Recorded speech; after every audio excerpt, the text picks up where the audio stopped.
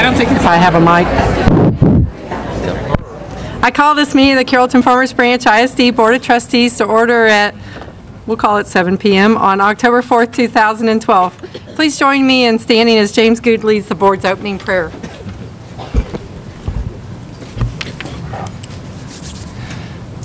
Our Father, we come to you thanking you for such a beautiful day you blessed us with, but especially that we can see your hand in the changing seasons of the year, and that we can acknowledge to you how thankful we are that you're there to watch over all of us.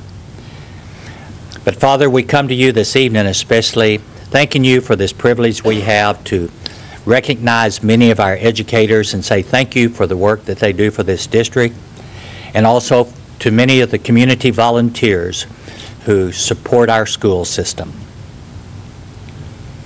Father, we ask always that you will give us the direction that we will always focus on the success of all of our students, that we will strive to provide all of the necessary resources all of our students need to be successful academically. And may we discuss all of the affairs of this district. May we have dialogue that we can share our thoughts and understanding of how the public education system we see as it impacts our community. And may always the community and those surrounding understand that our students are our number one objective. And this is our prayer in your loving Son's name. Amen. Amen. Please remain standing as Richard Fleming leads the board in the Pledge of Allegiance. I pledge allegiance to the flag of the United States of America and to the republic for which it stands, one nation, under God, indivisible, with liberty and justice for all. Please be seated.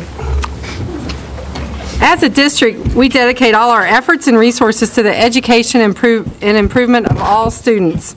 The board uses this mission to guide all deliberations, decisions, and actions. You will get to see all deliberations, decisions, and actions of the board in open session, with the exception of some items which may be discussed in a closed session as stipulated in the Texas Government Code, Section 551, commonly known as the Open Meetings Law. For the record, we're all here except for Mr. Matthews and Ms. Chaffin. We do still constitute a quorum and can conduct business on behalf of the district. That being said, I'll turn the meeting and gavel over to Dr. Burns for agenda item 1A, welcome and announcements. Dr. Burns? Thank you, Ms. Klein. Welcome, everyone. On behalf of the administration and the school board, we appreciate your attendance tonight, and certainly we know you're here to support a lot of our great educators, and it's one of our most important things that we do is recognize the great work of our teachers, counselors, librarians, and on and on and on, administrators in this district. So we're going to start with our VIP recognitions, and I'm going to begin with a quote from the famous philosopher we all know and love, Dr. Seuss. Today you are you, that is truer than true. There is no one alive who is youer than you. VIPs, tonight we are here to celebrate you, our very important professionals. You know, 27 years ago we started celebrating you and the ones before you, our outstanding CFB educators. This is our way of saying thank you for being you, teacher, educator, caregiver, friend, and so much more. You work relentlessly every day to help our students achieve at the highest levels. You give unselfishly, you care, you work diligently. That's you, and why we are here to celebrate you. So friends and family, please stand when your you is introduced so that we can recognize you as well. And now, Ms. Klein, would you please join me in the front to honor our VIPs.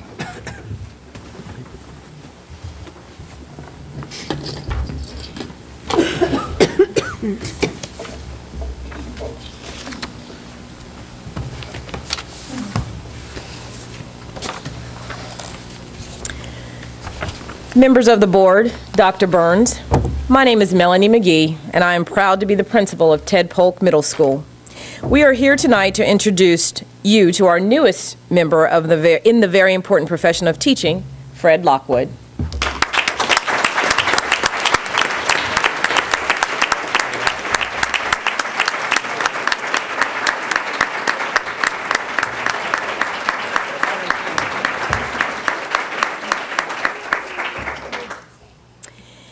Fred has served as an art teacher at Ted Polk for 8 years. Prior to coming to Polk, he was a teacher at Tom Landry Elementary.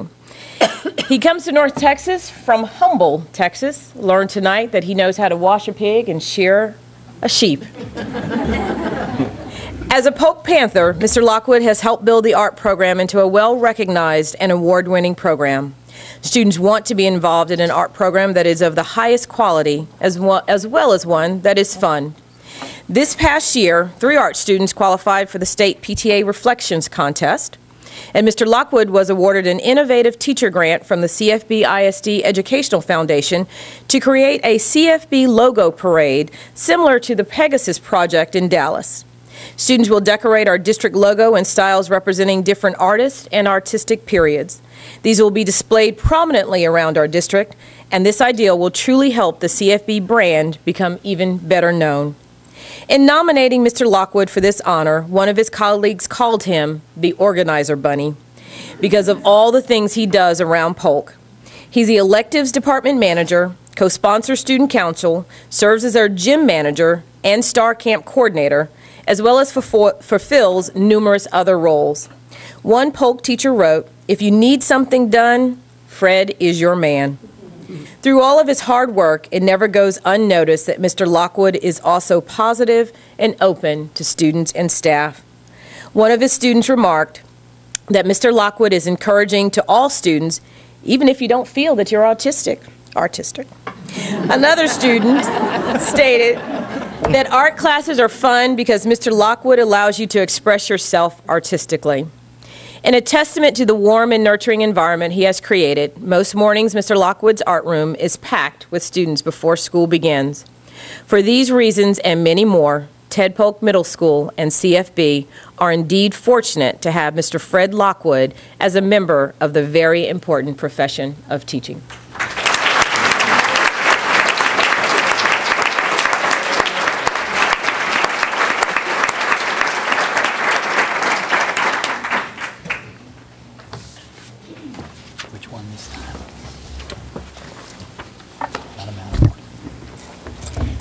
Mrs. Klein, members of the board, and Dr. Burns. Good evening. I'm Angie Doak, the principal of Thompson Elementary. It is my honor and privilege tonight to introduce you to our newest member of the very important profession of teaching, Christine Shum.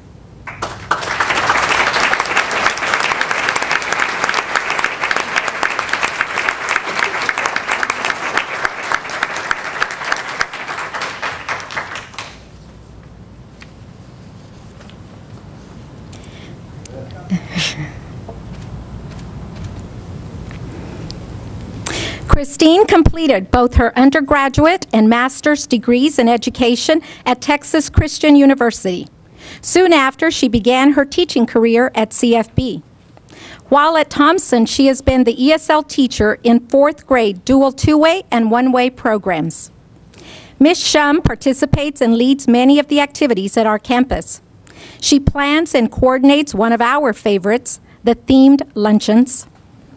Christine is active in the Instructional Rounds Network for our school and is a central player in internal rounds at Thompson.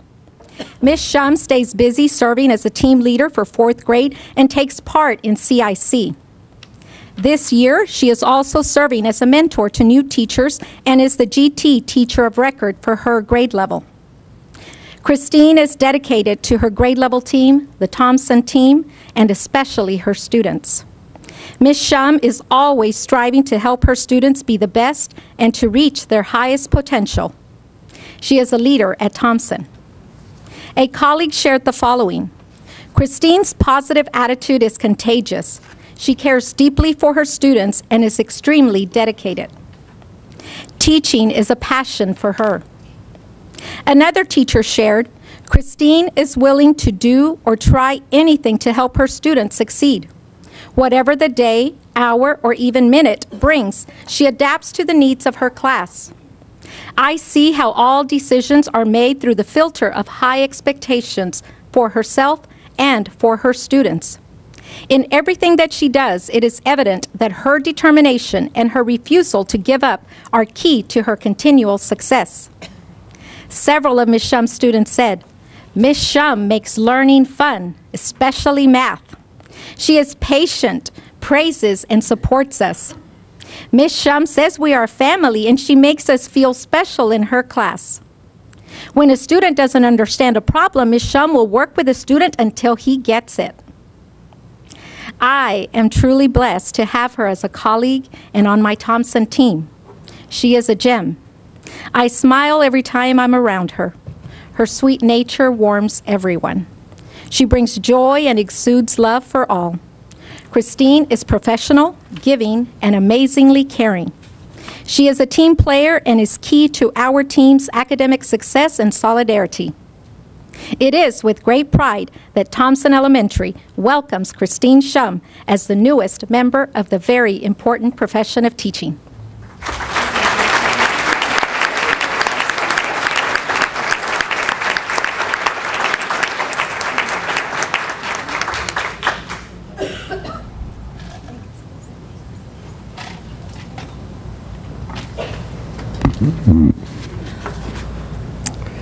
Good evening, Ms. Klein, school board members, and Dr. Burns. I am Amy Miller, principal of Sheffield Elementary.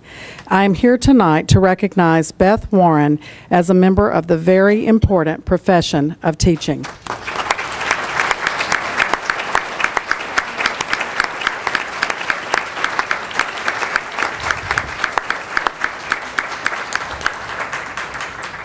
Beth is originally from Oklahoma, and she and her late husband transferred to Carrollton in 1985.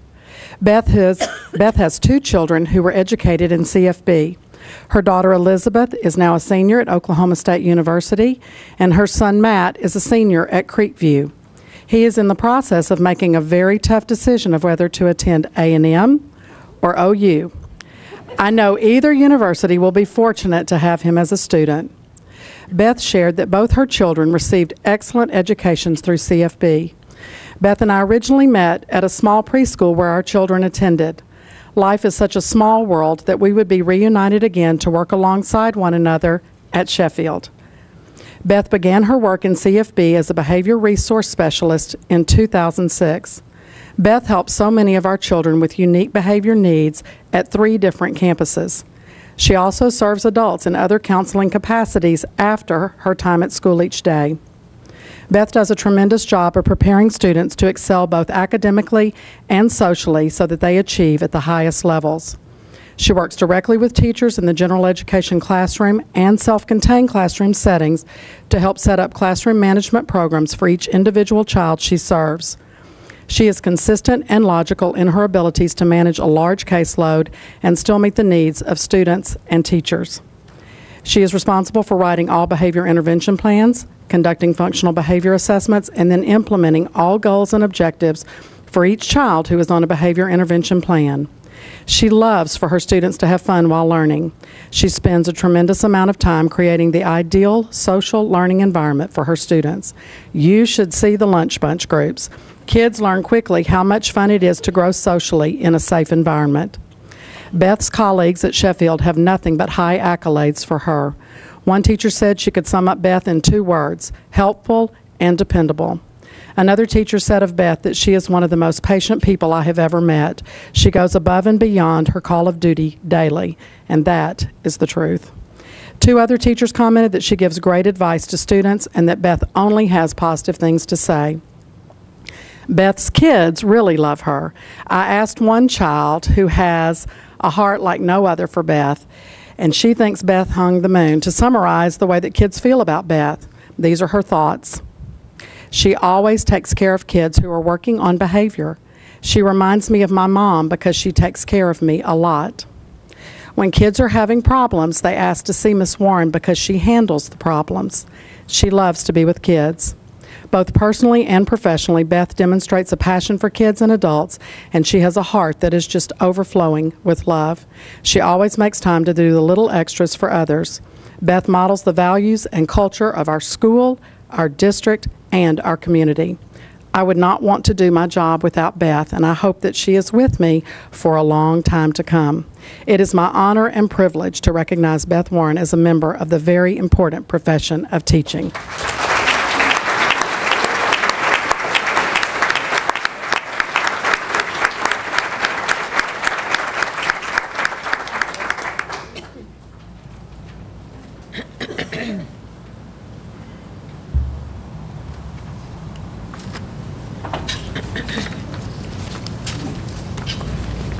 Good evening, Dr. Burns, President Klein, and distinguished board members. My name is Charlotte Sasser, and I'm the principal of Rainwater Elementary. We are here tonight to honor Lauren Zuskin to the very important profession of teaching.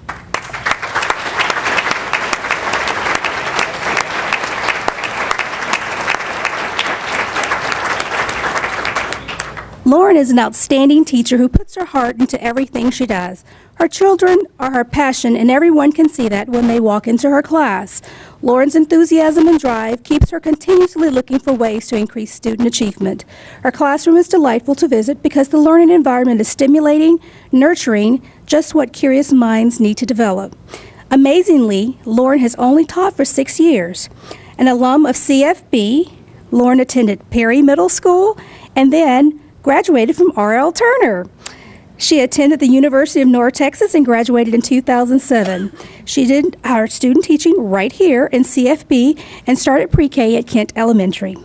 At Rainwater Elementary, Lauren has taken on many leadership roles, being the first grade team lead, our GT liaison, and a part of our instructional rounds team. Teaching has been a desire for Lauren for many years.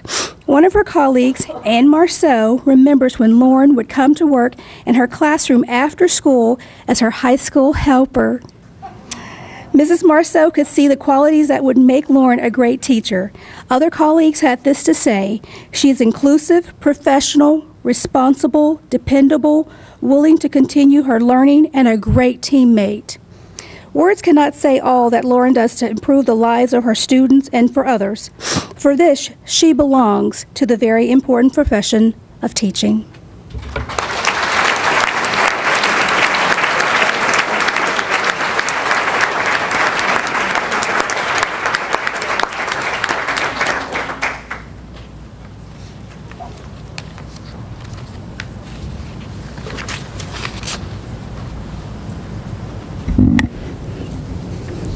Good evening. My name is Dawn Rink, and I'm the principal of McCoy Elementary School.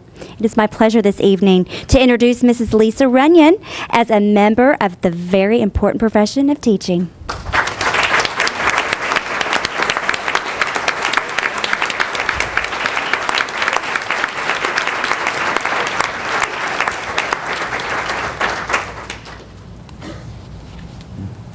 Lisa is a 4th grade lead teacher at McCoy and has been at our campus for 11 years. Lisa is one of our strongest advocates of high achievement for all students. She puts an exorbitant amount of time into planning and preparing lessons for her students. Her classroom instruction exemplifies the standards of differentiating required to ensure that our students reach the highest potential. She has written science curriculum for the district and provided professional development for our staff, as well as for teachers at our gifted university, where she received many compliments on the creativity of her presentation and its high level of learning. Additionally, Mrs. Runyon has been involved with our school writing conference and writer's tea, math club and math competition, after-school tutorials, Friday night school, and summer school. Are you tired yet? I am, from reading it. Lisa recently earned a Master of Science degree from the University of North Texas with a major concentration in educational psychology. Mrs. Runyon is also a certified educational diagnostician and has a gifted and talented endorsement and ESL certification. Lisa truly sacrifices for her students. She isn't just one of those teachers who works hard at her job. Lisa works to ensure that every student has the opportunity to flourish academically. Her dedication to her students and her ability to incorporate fun and challenge into the learning environment make her an exemplary master teacher. Lisa has been married to her husband, Jonathan, for 30 years. They have one son, Evan, who is a product of the CFB LEAP program and will be graduating from Austin College in May 2013. Woohoo! Lisa and Jonathan have lived in Carrollton for the past 20 years. For Lisa, failure is never an option, and all challenges are met with confidence, flexibility, eagerness, and fierce determination to accomplish the seemingly impossible. Lisa is an exemplary teacher, colleague, and person. She is what being a VIP is all about. McCoy Elementary School Advanced Academic Services and CFB are indeed fortunate to have Mrs. Lisa Runyon as a member of the very important profession of teaching.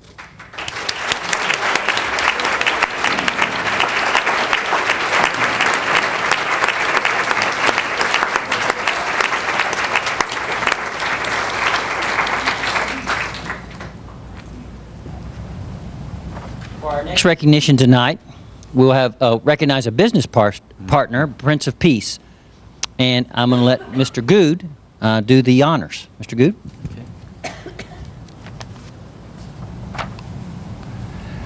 Tonight, we would like to recognize Prince of Peace in Carrollton for their involvement in our school business partnership and education program. Please come forward.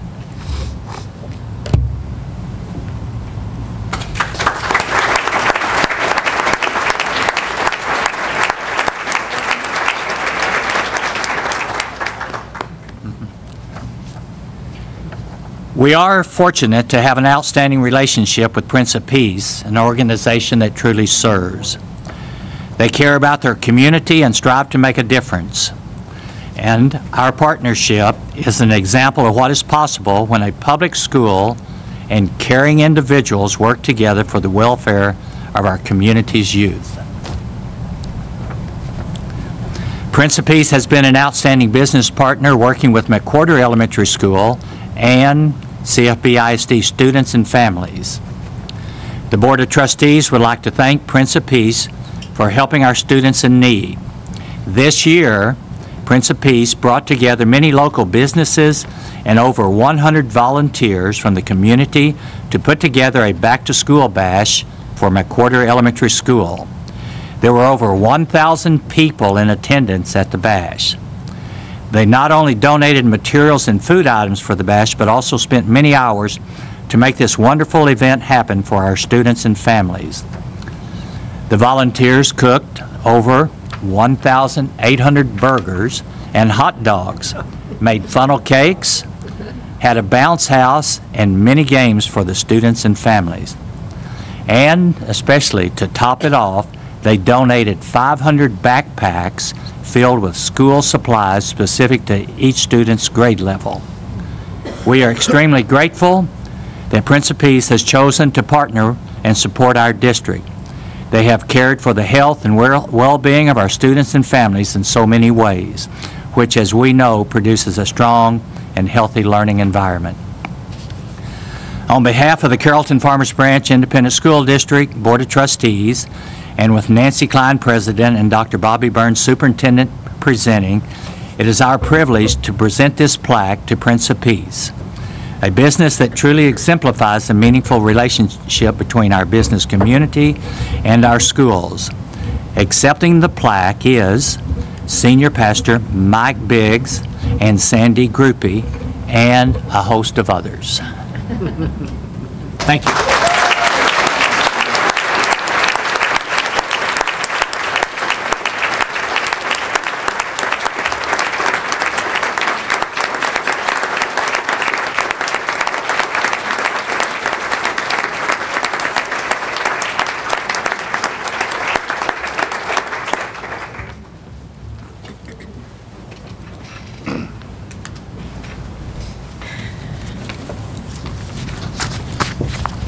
That concludes our recognitions, but we'd like to share some district announcements with you, so if you'll turn to the screen.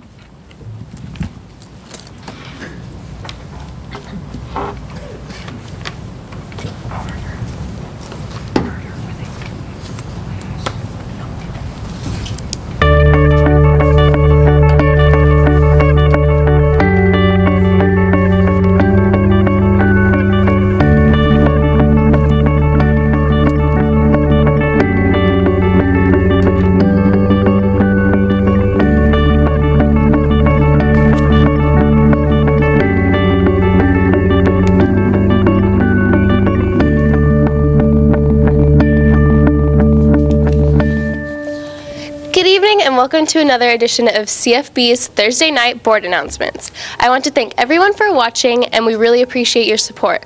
All the students in AMAT work really hard to bring you these presentations. All the students, teachers, and parents in the audience should mark their calendars because we have a campus holiday next week on Monday, October 8th. You can go to the fair, play outside, or just catch up on your sleep on this day off. Remember, all campuses in CFB will be closed, but district offices will be open on this date. Say no to dope, say no to drugs. Red Ribbon Week is back at all your local schools. This great cause takes place during the week of October 22nd all over CFB ISD. There will be a Red Ribbon Week kickoff breakfast Friday, October 19th at 7:30 a.m. at the Doubletree Hotel near the Galleria. That address is 4099 Valley View in Farmers Branch. The event supporters need sponsors for students selected from the MetroCrest area secondary schools to attend the breakfast. The MetroCrest Chamber of Commerce is serving as this year's breakfast host chamber. You can call 469-587-0420 to register or to sponsor students. The cost is $30 per person or student. Thank you in advance for all your help in supporting this great cause. Well, I hear a cold front is making its presence to be felt in the Metroplex this weekend. Perfect football weather as we move into the month of October. You can catch all district home games at the legendary Standard Stadium at 1330 West Valwood Parkway in Carrollton. We have quite a few remaining homecoming games left to play. Here's the schedule. R.L. Turner plays their homecoming game on October 5th at 7:30 p.m. Newman Smith celebrates their homecoming weekend with a game against North Forney at 7 p.m. And Creekview battles Terrell at 7:30 p.m. on November 2nd for the last homecoming game of the year. That's it for tonight's announcements. Our regular school board meeting is Thursday, November 1st at 7 p.m. in the boardroom of the administration building. And there will be a special board meeting on October 11th at 6 p.m. And don't forget, if you love CFB, send us your testimonial at cfbisd.edu/testimonial. Thank you and have a good night. Let's give her a hand. Well done.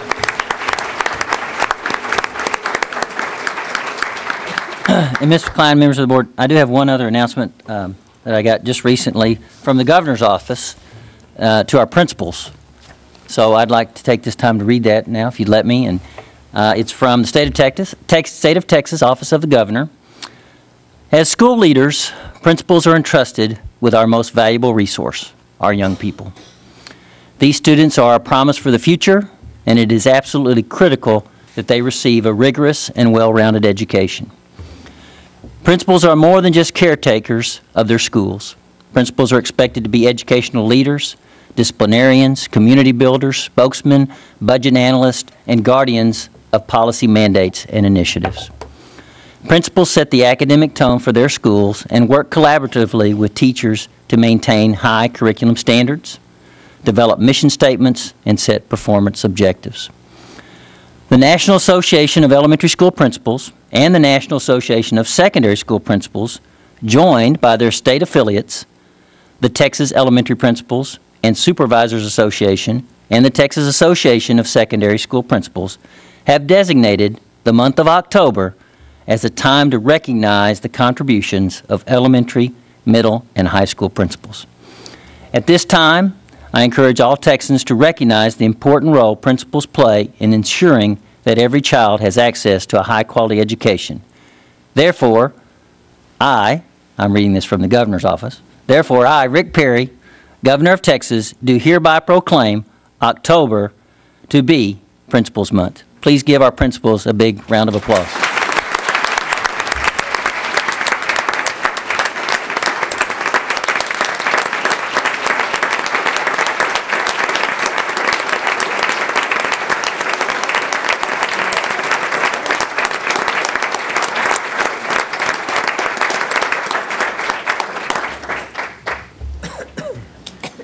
Ms. Klein, that concludes our recognition and announcements. Thank you, Dr. Burns. I wanted to thank the campuses of Polk, Thompson, Sheffield, Rainwater, and McCoy for bringing your VIPs and recognizing them with us. This really is probably my most favorite thing that the board gets to do, well, right after graduations. And thank you for telling us about them and all their strengths in ESL and art and gifted and talented, and just the dedication you show for our students. I'd like to thank Prince of Peace for what you did for McWhorter and kicking off the school year and helping stock the kids with what they need and spirit to go with it. So thank you for your efforts with our kids. And Dr. Burns, I'm pleased to hear that we now have a celebratory month for our principals, because it is kind of sometimes a thankless job. I think pleasing parents, students, I don't know, teachers and boards and everybody that goes with it might be coming from all directions. So congratulations to our principals, and hope that you find something to treat yourself with this month. And at this time, we're about ready to take a 5-minute break to allow people that want to leave or need to leave. And after that, we're going to go on to item 2, report by superintendent. But before moving on, I need to remind the audience that the board encourages comments from citizens of the district or from district employees. Anyone wishing to speak, either as an individual or as a representative of a group, may do so during agenda item 3A, audience for guests. The board asks that comments pertain to public education issues and be no longer than 3 minutes. Ms. Sharon Scrivener is who we turn in our request for audience for guests. The requests are outside the 2 doors over here. So if you would like to speak to us after the report by superintendent, please turn in your form to Ms. Scrivener. And at this time, we'll go ahead and at 7:34 take a 5-minute break. And we really appreciate y'all taking time out of your evening and your Thursday nights to come and help us celebrate what we just did. Thank you.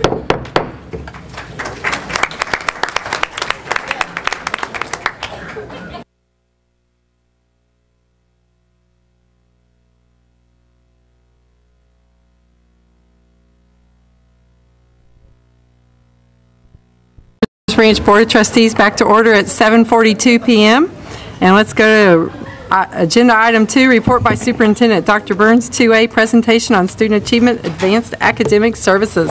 Yes, thank you, Ms. Klein, and members of the board. As you know, each month at our board meetings, we highlight an academic program or initiative going on in the district.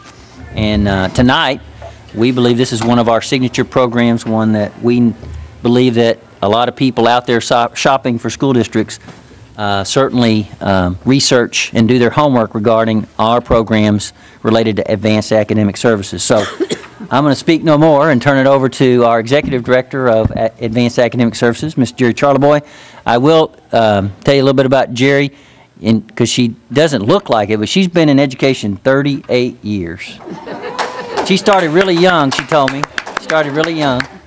But she's also been a member. You were 10, that's right. I was 10. She's been a member of the CFB team, Team CFB, for 26 years. So we are honored and proud to have her. And so I'm going to turn it over to Jerry. Thank you, Dr. Burns. Ms. Klein, school board members, good evening. I appreciate this opportunity to share some highlights of advanced academic services. As our mission states, we work to provide a quality education for all students in Carrollton-Farmers branch and to support our gifted learners. Advanced Academics strives to support each of the district's supporting objectives. Did you know? I've seen this a couple times. Did you know that most districts have pull-out programs at the elementary level? Carrollton-Farmers branch, we cluster group our elementary gifted and talented students. Most districts in the Metroplex have pull-out programs where students will be if they have, say, in a 4th grade, 4 4th grade classrooms, they may have 1 in one classroom, 2 in another, 1 in another, and they're separated. And then for possibly maybe 90 minutes a week, they'll be pulled out with a gifted and talented teacher and do special projects. That is not our format. We have a cluster group where if there are let's say 6 4th grade students, they are placed in one classroom together. The Michael Phelps are with the Michael Phelps together. And they're placed with certified teachers who are trained to provide the appropriate differentiation opportunities for these students. The students are allowed to progress at their own learning level in that inclusionary setting. And within that classroom, we have multiple resources. Primarily, we use curriculum from College of William and Mary. This is, I believe, our 6th year to use this curriculum. And it's been very successful, and it fits beautifully with our format for our English Language Arts program. Also have other resources such as junior grade books and the performance standards projects. This format is supported through research and provides a good balance for all our students. Did you know we are the only public school district in the state that offers a full program for the profoundly gifted student? LEAP is a highly sought-after program by parents within our district and around our community, even throughout the state. The LEAP identification process is a more in-depth process, includes IQ testing, achievement assessment, an interview, multiple pieces. Advanced Academics receives 50-plus phone calls a week with inquiries about our LEAP program, especially through the spring and summer months. Last year, we screened 153 students for our LEAP program. 52 received testing by a school psychologist, and of those 52, 30 were identified for our LEAP program, and that's in kindergarten through 8th grade. Did you know 19% of our GT students are twice exceptional and have special needs as well as the GT identification? 2% have that special ed identification. 1% is 504 identification, with 16% at-risk identification. They have special education needs as well as the gifted and talented needs. Some of these students have been identified with autism, Asperger's. Our teachers never stop trying to reach the needs for every student in both categories. Did you know that over 1,100 Carrollton-Farmers branch teachers received their gifted and talented staff development between June and August of 2012? This has been our 3rd year that the first day of summer vacation, we offer Gifted University.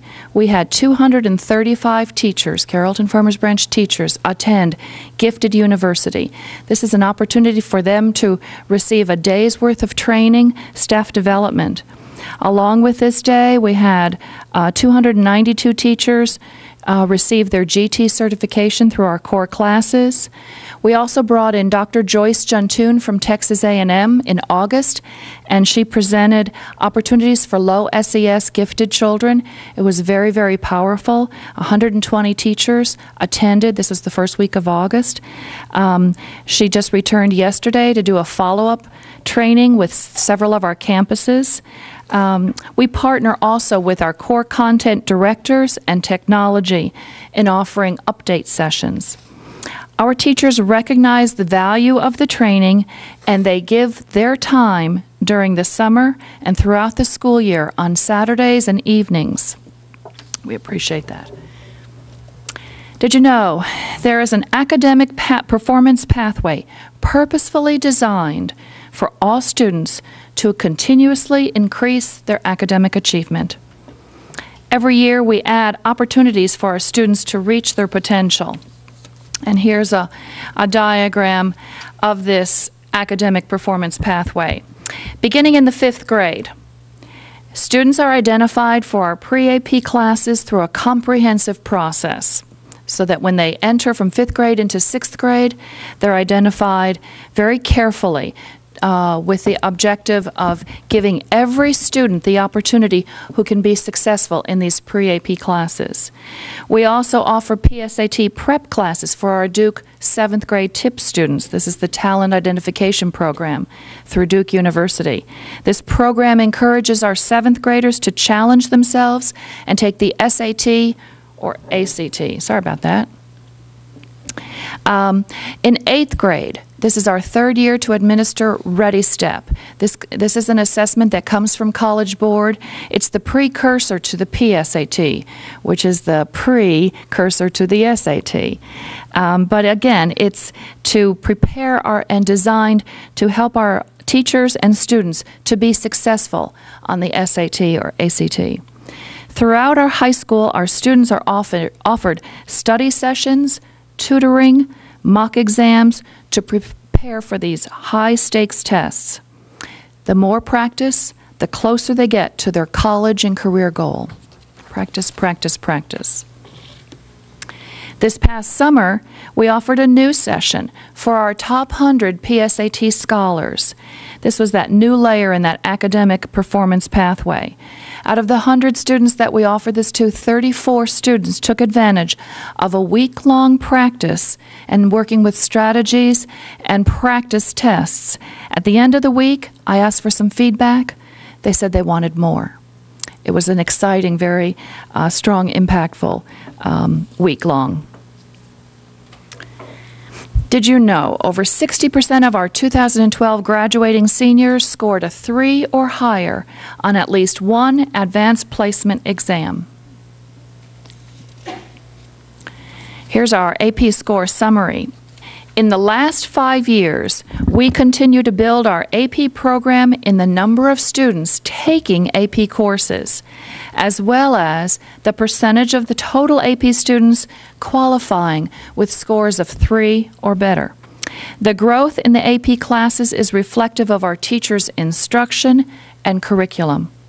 We surpassed the state and are right in line with that global percentage. As you can see, we have 61% scoring with a qualifying score of a 3 or greater, and with Texas it's 51%, and globally it's 61.5%. AP scholars are students who receive scores of 3 or higher on 3 or more AP exams. We had 145. AP scholars with honors are students who score an average score of at least a 3.25 on all AP exams taken and scores of 3 or higher on at least 4 or more of these exams. AP scholars with distinction are students who receive an average score of at least a 3.25 on all AP exams taken and scores of 3 or higher on 5 or more of these exams. Let me share a couple examples with you to personalize this data. Ethan. Ethan graduated last May 2012. He's one of these 46 AP scholars with distinction. He received a qualifying score of a 3 or higher. Actually, he's received predominantly 4s and 5s on 13 AP exams. He attended our AP Saturday prep study sessions for 2 years to help prepare him for these AP exams. He received a 2200 out of 2400 on his SAT, and he's currently now in the SMU's Honors Business Program. Another student, her name is Jasmine. She took 7 AP exams, received a qualifying score on all 7. She shared with me how the study sessions were extremely helpful. They were interactive and addressed the different topics to help prepare her for the tests. She's now majoring in business of musical theater. Did you know Carrollton-Farmers branch is one of 11 districts in the state of Texas that offers the IB program in grades K through 12 as a continuum. In May of 2012, 28 diploma candidates earned the diploma. 4 are attending UCLA, Johns Hopkins, and Cornell. This year we have 35 diploma candidates and a total of 2,145 total students participating in our IB programs at our 4 campuses. Did you know we are currently in our 6th year of partnering with the University of North Texas to offer Calculus 3 and differential equations to our advanced math students? They are enrolled in this junior level college course. Calculus 3. Every year, our students work with the UNT TAM students and other 20-year-old college students to receive the 6 hours of college math credit. Not only does this meet their academic needs, it places them in the same academic arena if they choose to attend a highly competitive university. I talked with a dad not too long ago, and he has a student right now in our Carrollton-Farmers branch school, but the older sister graduated from CFB, is currently in her doctorate program at Harvard. She did her undergraduate at Harvard also, and she felt very well prepared, having received her education from Carrollton-Farmers branch. But this is the type of opportunities that we need to provide our students so that when they are applying and being accepted into these Ivy League campuses and highly competitive schools, that they are on that same playing field as their colleagues coming in as freshmen at Stanford or Harvard or the other schools. Did you know over 200 families actively participate with advanced academics through the Parent Association for Gifted and Talented? Every year, our Parent Association offers a symposium with noted speakers. This year, it's going to be in the fall, on the 20th of October, rather than the spring. And Dr. Michael Saylor from UNT will be speaking on developing our young people's talents, thriving at home, in school, and career success. We just completed, in fact, a week ago tonight, a parent session with Dr. Kathy Hargrove, and we partnered with AGT. Dr. Hargrove is from SMU. She shared about her fellowship in India. She spent 4 months in India, and she talked about the two educational systems. It was very well attended, and I received a lot of positive feedback from the presentation and the discussion that followed. Our services are stronger due to the partnership with our Parent Association. Dr. Burns, Board of Trustees, I earnestly thank you. I truly, truly thank you. For my 26 years, my 30 blah, blah, blah years in education, we could not do it without your support, and that we all follow the same philosophy and tenets of providing our students with the best opportunities we can. Thank you. Thank you, Ms. Charleboy. We always like to point out that the goal of this district is high achievement for all students, and we mean all students. We don't differentiate. It's all of them, and to all reach their highest potential. So I think Ms. Charleboy would entertain any questions that y'all might have. Mr. Shore? I had the opportunity to listen to a portion of what Joyce Gentune said yesterday. And a part of what I heard was her describing the high nonverbal and low verbal. And I couldn't figure out if that's fluid or crystal, but the high nonverbal, when they get placed in a high academic arena, they don't do so well. Correct. Okay. And so I'm wondering if in our screening for the kids to participate in any of these programs, and we discern through the screening that here's someone who is, their verbal appears to be average or below, but the nonverbal is way up. If we're doing something so that if that student qualifies or is admitted into one of these programs, we adjust to try and do the best that we can for this student with the low verbal to be successful in this more rigorous program or programs. Correct. Are we doing anything in light of those words that she mentioned? Yes, and that's why we brought Dr. Gentune to speak with our teachers. Yes, and we've seen this and it validated what we in advanced academics see on a continual basis. And let me also recognize Sarah Eaton, one of my specialists, so she can confirm what we see. Yes, we often see a child, and what Dr. Gentune, her premise is that it is primarily children of poverty, especially generational poverty, that come lacking in the skills, not necessarily in the ability. It's up here, but the practice and the skills are what are lacking. The example that she gave where a parent may say, "What do you want for breakfast?" and that child will say that. Versus through practice, whether it comes through the parenting at the home and or in school, it's, "I would like another piece of toast, please, Mom. Can I have some jelly on it?" Or, and it's just practice. And she supported her premise with research.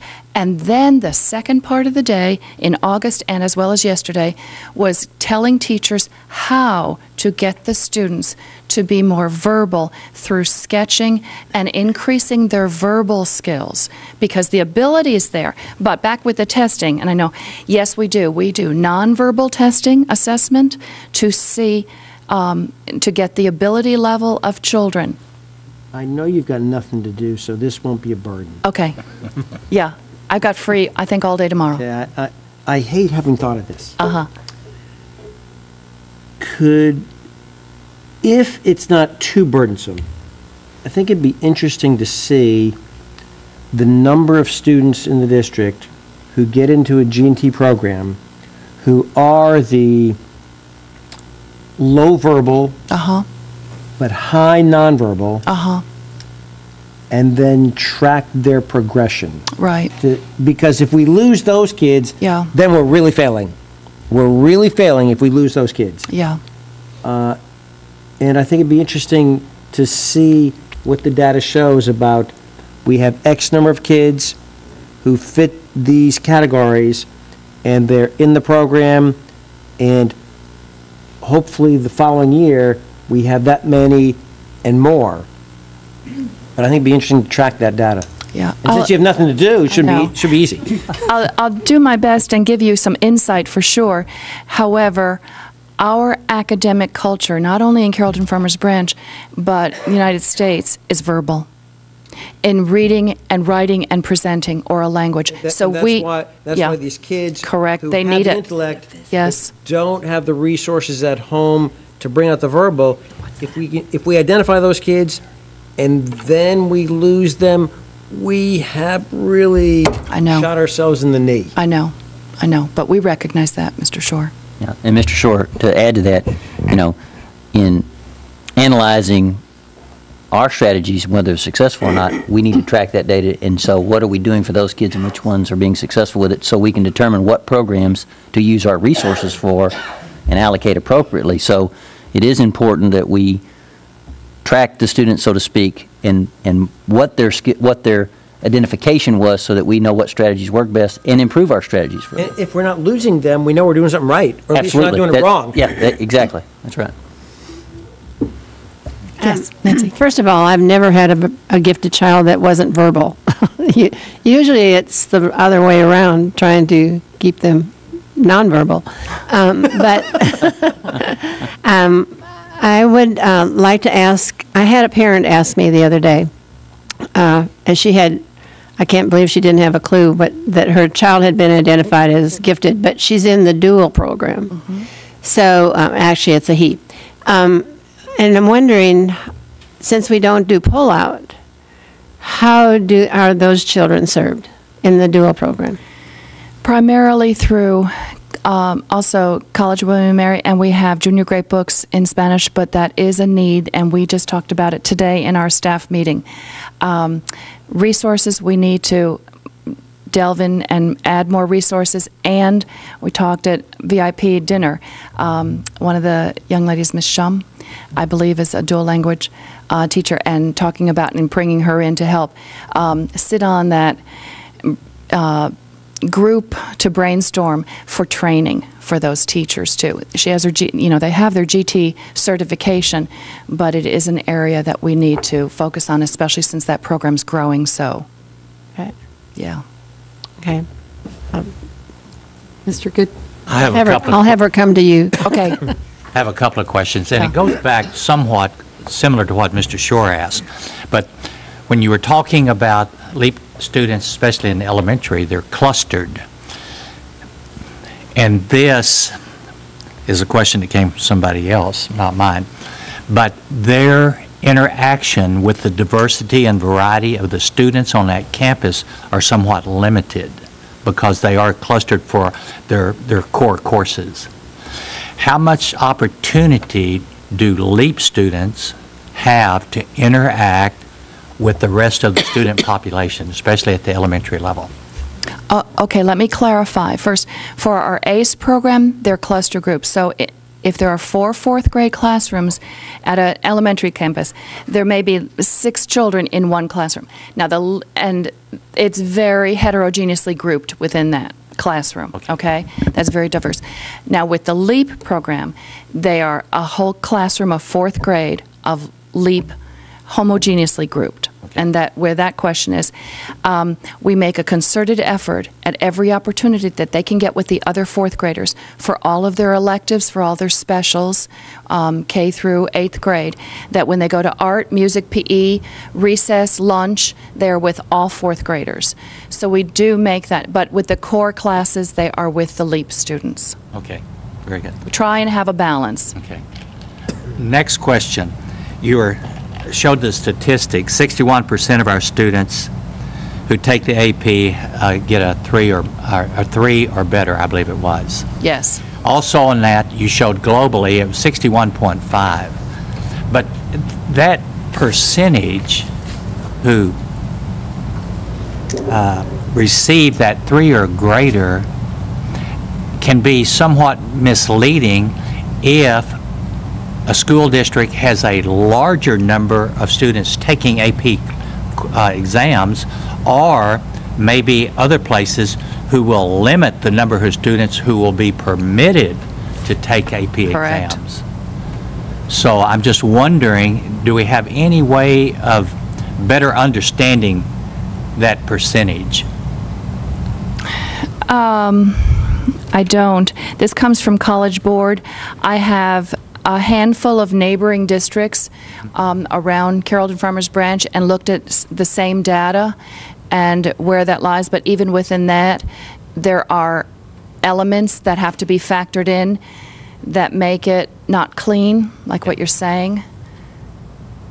Well, my impression is that if we compared ourselves, whether with the state, if there was an understanding of what the selection process would be for allowing students to take an AP exam. Yeah. That I know that we are very generous on that and Yes. encourage a lot Yes. of many students, I think more than what I would probably consider the average. Yes, I agree, as well as we compare ourselves in the past, for the past 5 years, and that's what we look at carefully.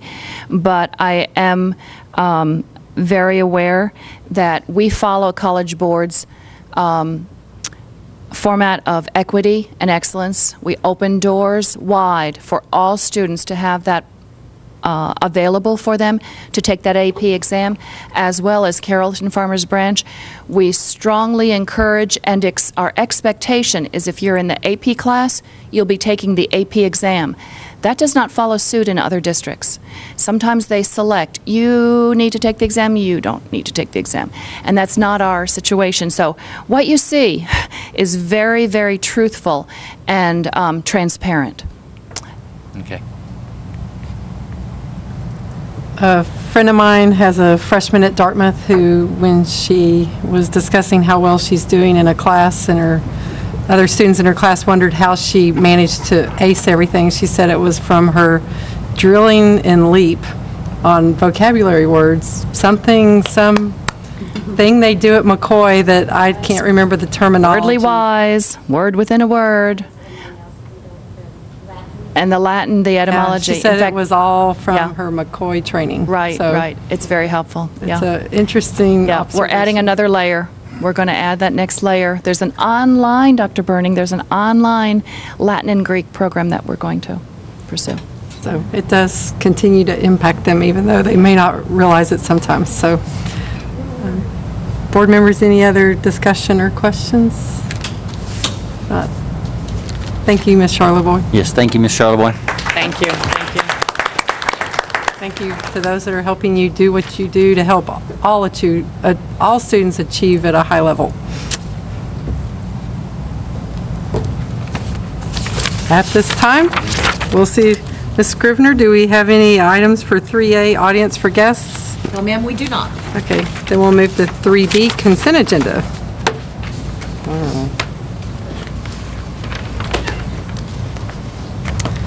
The consent agenda is a mechanism that the board uses to approve a number of routine items together with a single vote. In compliance with the Texas Open Meetings Act, the public notice for this meeting includes the list of all consent agenda items, and the board has been provided ample information about these items in advance. Prior to any action taken on the consent agenda, board members may request withdrawal of individual items for clarification or discussion. Board members, are there any items to be removed from the consent agenda at this time? Ms. Watton? I request that we remove number 29. Okay.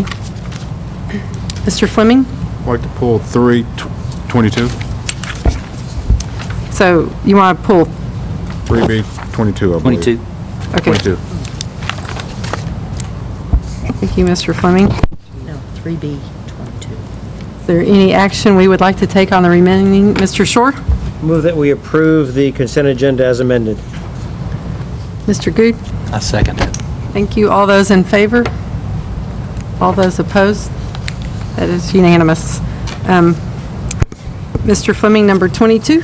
Yeah, on number 22, I want to know exactly what we're doing at Standard. Is it the artificial turf or the tracks? Mr. Fleming's, the question is related to the item on the agenda to consider. Your microphone's a little. I'm sorry. Yeah, that's right. Is that better? No. No? Hello? For some reason, it's not picking me up. Hello? Is that better? No? No. Is that better? Yeah. Yes. Better. Let's try from this one. Little technical difficulties there. The agenda item specifically addresses the process we may go through to do some field improvements at Sanders Stadium. And what we're doing is the preliminary version, and Mr. Hibbs is actually in the exploratory processes of looking at both the artificial turf and the track surfaces at Sanders Stadium. We feel like even though the track surfaces aren't quite as far down the road as the field surfaces are, it's a little bit difficult to do one without the other. You do damage. The unique nature of that turf, though, that's the first generation of that turf, and it actually looks pretty good and plays pretty well. I mean, it's a well-performing turf, but there's a methodology to actually measure the impact resilience of surfaces, and we're going through a pretty stringent analysis of measuring the impact and reboundability of that turf to make sure that we have a safe and reliable playing surfaces. There's a very, very good chance we won't follow through with this year, but that surface is getting to the borderline point that we think we need to closely monitor it to make sure it's in good condition. If we don't follow through this year, then we'll table this and play on it another season and bring it back in again and measure it. But we just think it's prudent to watch that carefully. Gotcha. That turf gets a lot of playing time. That answers my question. Thanks. I'd like to make a motion that we consider that we 3B 22. Consider or approve? Approve, excuse me. I'll second that. Thank you, Mr. Shore. Thank you, Mr. Fleming. All those in favor? All those opposed? That is unanimous. Ms. Watton? Well, I just can't vote on 29 because I was not present at that time, so. Thank you. So would someone like to make a motion to approve the minutes included in item 29? Yes, I'd like to make a motion that we approve 3D 29, excuse me. 3B 29. Mr. Shore? I'll be proud to second that. Thank you, Mr. Fleming and Mr. Shore. All those in favor? And Ms. Watton is abstaining. She was absent. That takes us to item 3C, report on School First Financial Integrity Rating System of Texas, rating for the 2010-2011 fiscal year. Dr. Burns? Yes, thank you, Ms. Klein. And members of the board, as you're familiar with this is an annual report that we bring to you. So I'll turn it over to Mr. Hyatt for any opening remarks, but I'm pretty confident that Ms. Tillman is going to do the majority of the information provided tonight. You're So. absolutely right, Dr. Burns. This is a statutory requirement that we present this to you each year. This is the, I'll style this the minimum required standards. Ms. Tillman will present to you that we far exceed the minimum standards, but it is required that this district compile this information related to the financial integrity rating system of Texas and present this to the board annually. So, Ms. Tillman. Thank you. This is our financial accountability rating that was developed by TEA in response to legislation. The primary goal is to improve the management of school districts' financial resources. The school district has two requirements. One is to actually report our ratings for the current and previous year, and also hold a public hearing and provide the community the opportunity to comment on the report. For the 10-11 year, there are currently 20 indicators that are divided into 5 categories, and the result of these indicators will produce one of 4 ratings from superior to substandard. The rating is made up of first looking at the first 6 indicators, which are called critical indicators, and if you answer no to any one of the first 4, you automatically are rated substandard, and if you answer no to both 5 and 6, you're also substandard. Indicators 7 through 20 are then on a point system, and you must score at least 64 to receive superior rating. The district for the current and previous year has received a superior achievement, the highest rating. This year we received the maximum points of 70. In the previous year we did receive 75 out of 80 points. There were 2 indicators that were eliminated with the 10-11 year, and we'll look at those in a minute. Ms. Tillman, just to point out, it's always a year behind. I'm sure the board all realize that we just finished the 2011-12 school year, but the rating system is always rating the year previous to the most recently finished academic year. And statewide, districts receiving superior was 87.46%. So the bar is not set extremely high, as Mark mentioned earlier.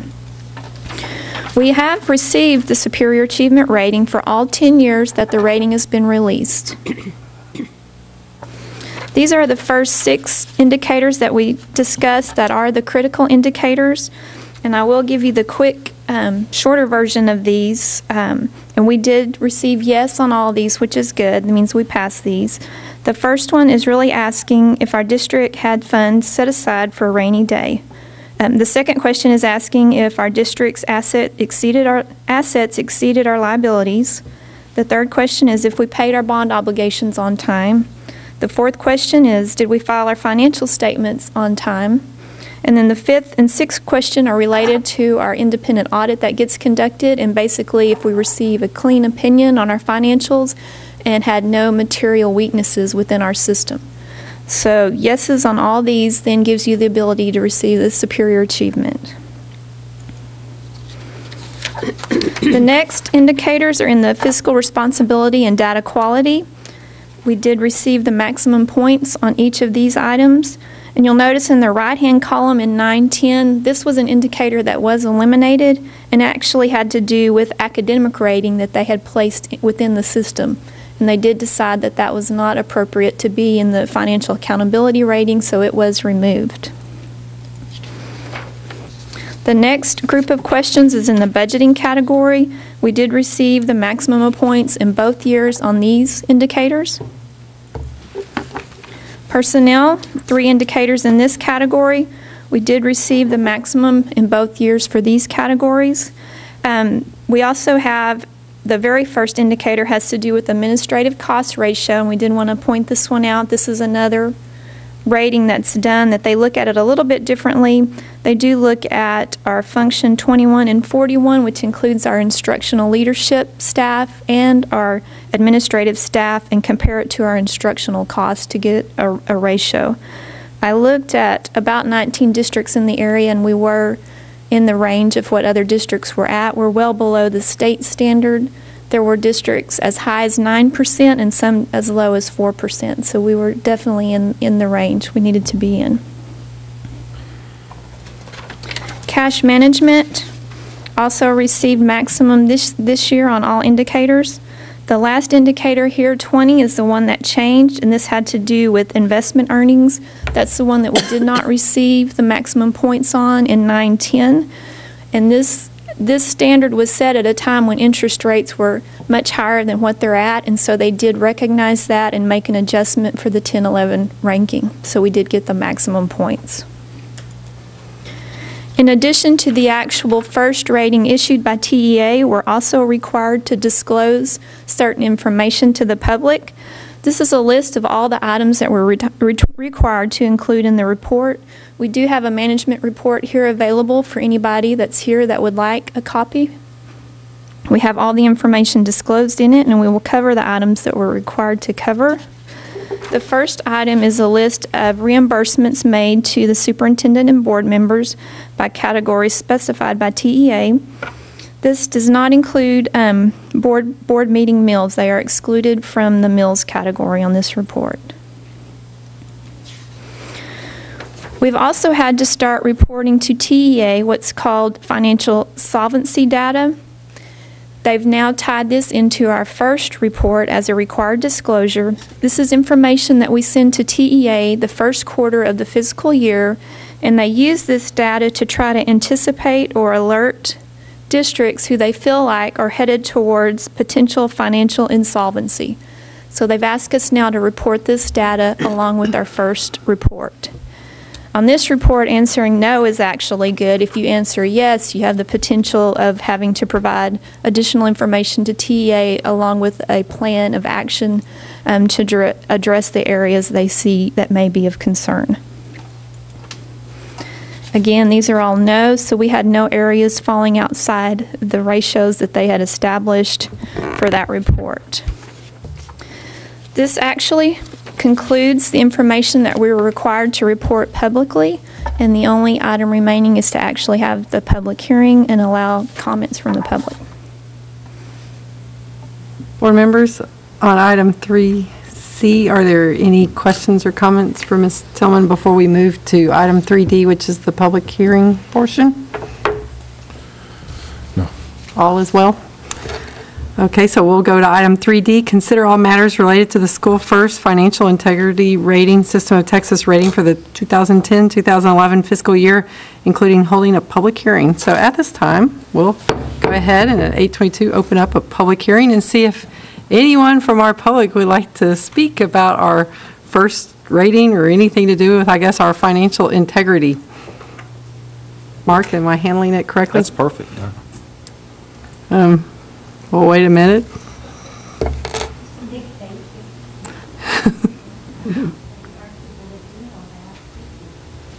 Would you like to say that at the mic? Yes, that's only one. I just wanted to say thank you for all the hard work that you all do for our district to keep us financially operational. I know it's a big deal. Thank you. Thank you. Thank you. I think that is the conclusion of our public hearing. It's about 8:23.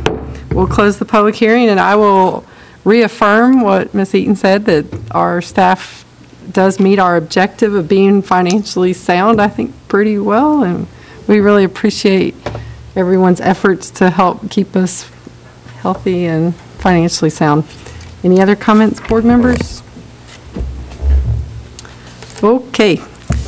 Item number 4, comments from board members. I have a preview already. 4A, comments regarding posted agenda items. Board members, are there any comments? Item 5, closed meeting is authorized under Texas Government Code. Dr. Burns, do we have anything to discuss in closed meeting? No, ma'am. No items for closed session.